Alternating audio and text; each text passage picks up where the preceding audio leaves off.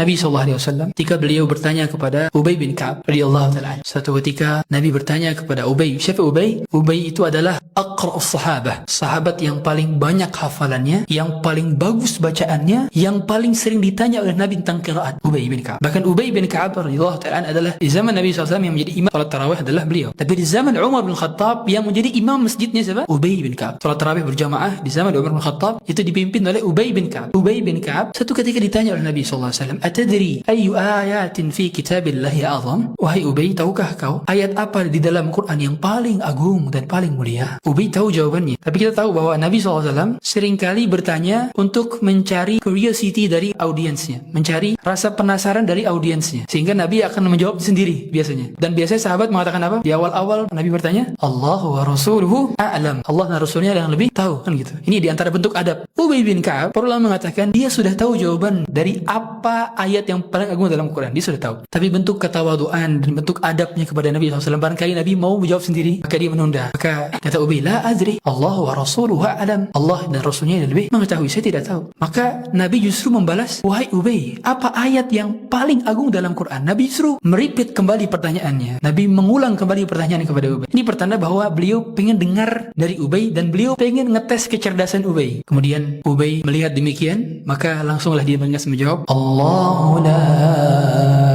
ilaha illa huwal hayyul qayyum." Lanjutan sampai habis surah Al-Baqarah, ayat kursi. Maka Nabi pun sumringah melihat apa yang dibacakan oleh Ubay, dan dia bisa menjawab pertanyaan yang dilontarkan oleh Nabi SAW. Maka Nabi pun mengatakan dan menepuk dada Ubay, "Liyahnikal ilmu abal munzir." Semoga Allah berkahi ilmu wahai Ubay, sambil memegang dadanya Ubay. Lihatlah bagaimana ayat termulia dalam Quran. Kalau Anda disuruh pilih dari berbagai macam gabungan ayat Quran yang begitu banyak indahnya, setiap ayat memiliki indahan masing-masing, kita akan kesulitan. Ayat yang paling banyak lafaz Allahnya adalah ayat yang paling banyak mendescribe tentang Allah. Ayat yang paling banyak menjelaskan tentang Allah adalah ayat termulia dalam Quran, ayat kursi.